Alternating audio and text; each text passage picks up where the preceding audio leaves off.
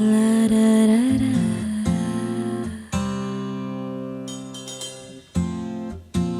The smell of your skin lingers on me now.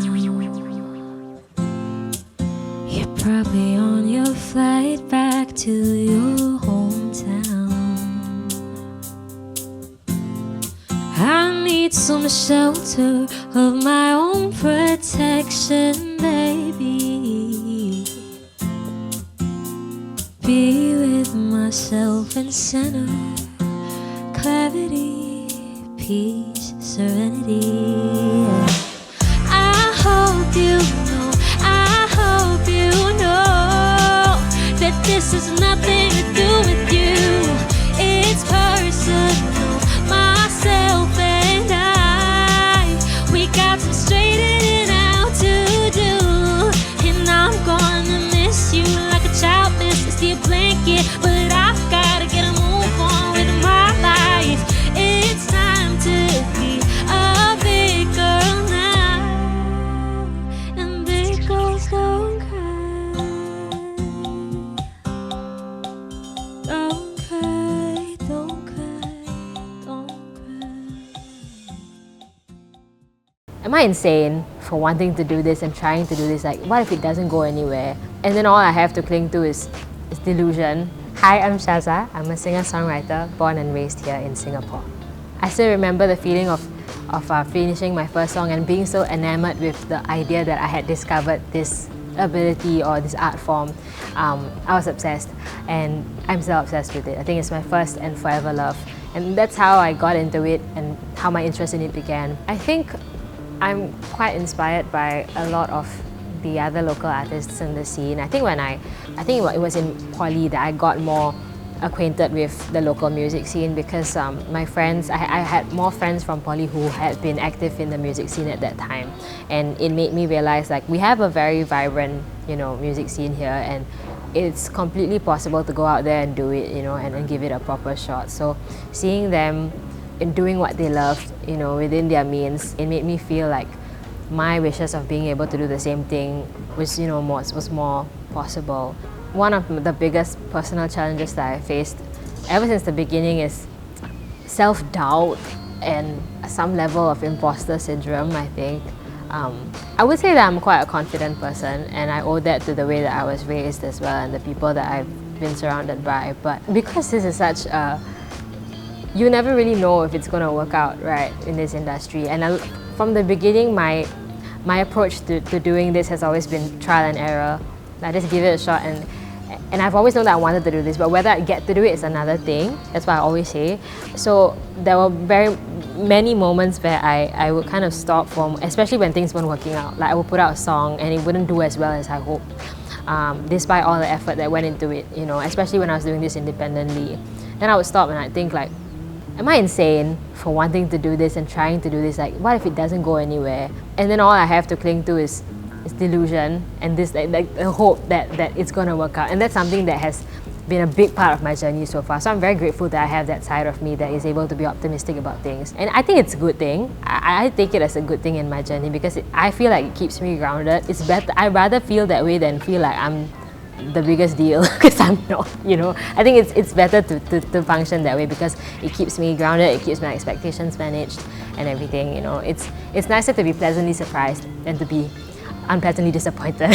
So yeah, what I've always wanted to do is to bring more representation to the table, because I've always mentioned this. I think growing up, I didn't really have anybody to look up to who looked like me, making the kind of music that I wanted to make. But when I found Yuna, that made a huge difference to me and to my ability to believe in this dream that I had, because it just kind of shifted my perspective. Like, this is a Malaysian hijabi woman who is actually working with Usher, in the US and stuff. It's possible. It made me feel like I could do anything, and I wanted to do that for other people.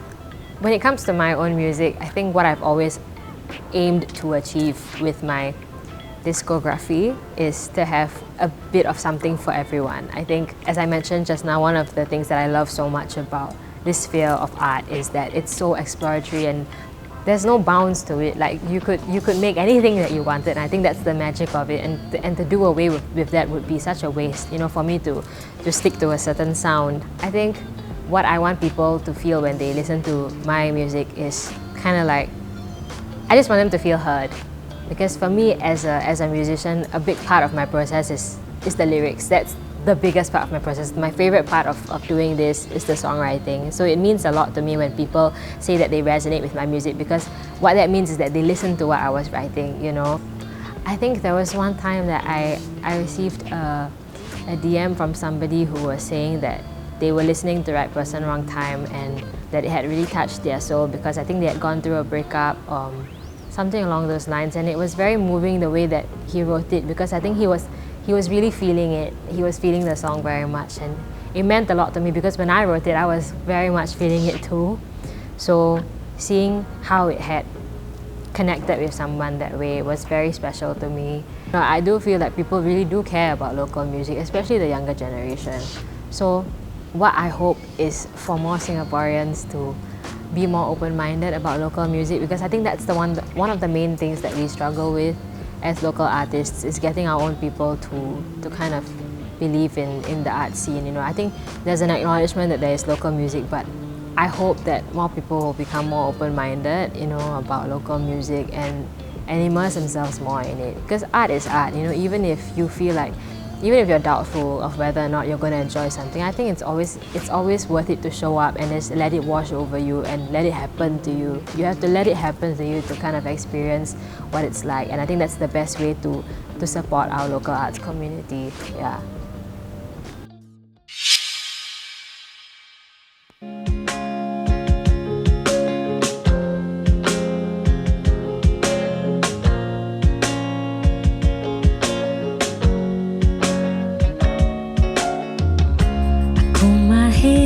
Brush my teeth, I close my eyes, I'm counting sheep, but sleep ain't coming to me easy these days. So I give up, I check my phone, I lie awake, I feel alone. Then I reread the things that we say instead.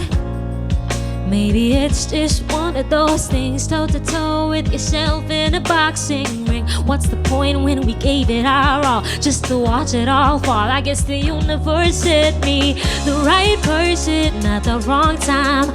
Yeah, he came along and he blew my mind. He showed me what it's like to love fearlessly. The right person at the wrong time. Love, if we were older, maybe we would be fine. It's just as well, but it hurts like hell to say goodbye, babe.